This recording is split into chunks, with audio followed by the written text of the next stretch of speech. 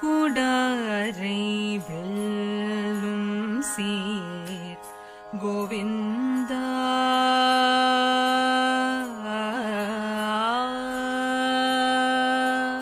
குடாரை வெல்லும் சீர் கோவிந்தா உந்தன்னை பாடி பறை கொண்டு யாபேரு சம்மானம் குடாரை வெல்லும் சீர் கோவிந்தா உந்தன்னை பாடி பறை கொண்டு யாபேரு சம்மானம்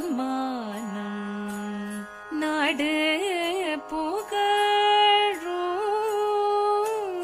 பரிசினால் நன்றாக சூடகமே தோல்வளையே தோடே செவி பூவே சூடகமே தோல்வளையே தோடே செவி பூவே படகமே என்றனைய பல்கலனும் யாமணிவோம் படகமே என்றனைய பல்கலனும் யாமணிவோம் ஆடையுடு போம் அதன் பின்னே பாசோறு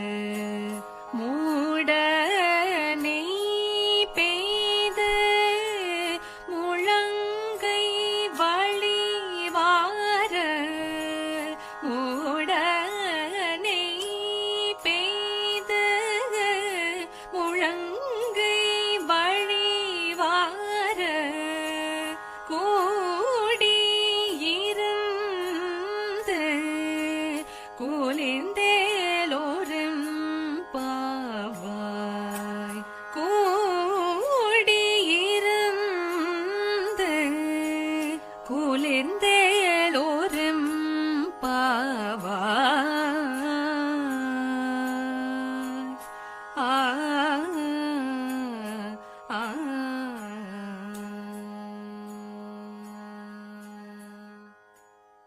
பாசுரத்தின் பொருள். எதிரிகளை வெற்றி கொள்ளும் சிறப்புமிக்க கோவிந்தனே, உன்னை நாங்கள் பாடி அருள் பெற வந்துள்ளோம். அருட்செல்வத்துடன் இவ்வுலக வாழ்விற்கான பொருட்செல்வமும் தருவாயாக. அது இருந்தால்தானே நாடு புகழ்கிறது. கையில் அணியும் சூடகம், தோளில் அணியும் பாகுவலயம், காதில் அணியும் தோடு, கர்ணப்பூ, காலில் அணியும் பாடகம் ஆகிய அணிகலன்களை எங்களுக்கு தருவாயாக. புத்தாடைகளை வழங்குவாயாக.